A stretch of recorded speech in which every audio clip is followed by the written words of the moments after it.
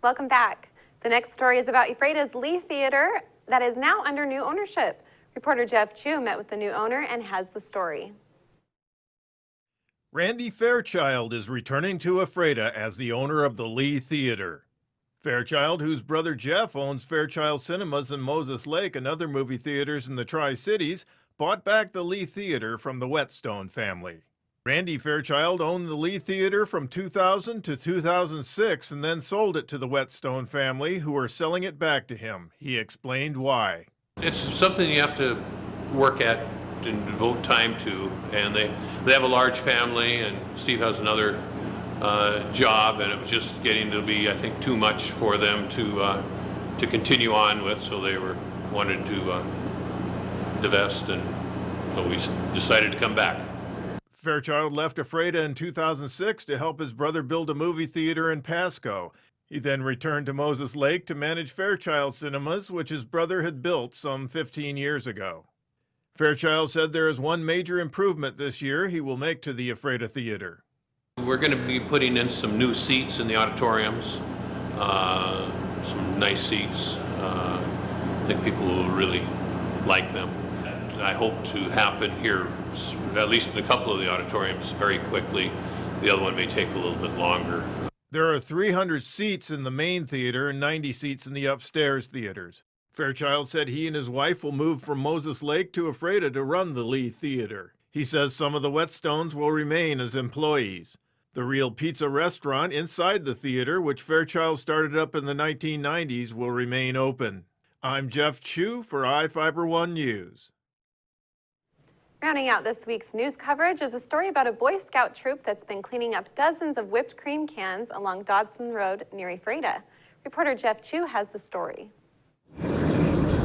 Ever wonder why there are so many whipping cream cans lying in the drainage ditch on Dodson Road south of Ephrata?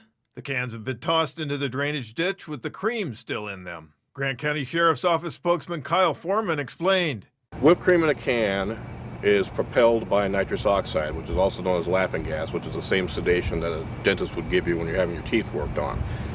So what we think people are doing is they're going out and buying the whipped cream in the can, and they are huffing off the nitrous oxide, which is in the can, and then discarding the can with the whipped cream. Ephrata Boy Scout crew leader Troy Pugh discovered the cans in high numbers when he and his scout crew collected litter along the road as a community service. First time they collected litter along Dodson Road, they discovered 20 whipping cream cans. A short time later, they picked up even more than that as littering continues. Foreman said nitrous oxide use and abuse has been going on for some time. Now, this is nothing new. People have been abusing the nitrous oxide out of whipped cream cans for a long time.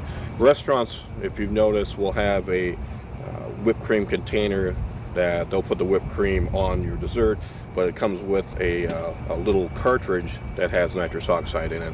And for many, many years, people have been using those and inhaling the nitrous oxide. Those are called whippets. It's been done for a long time. It's just a inexpensive, temporary euphoria for people who do abuse it. Whippets have been known to cause people to become dizzy and pass out. They can also cause brain damage.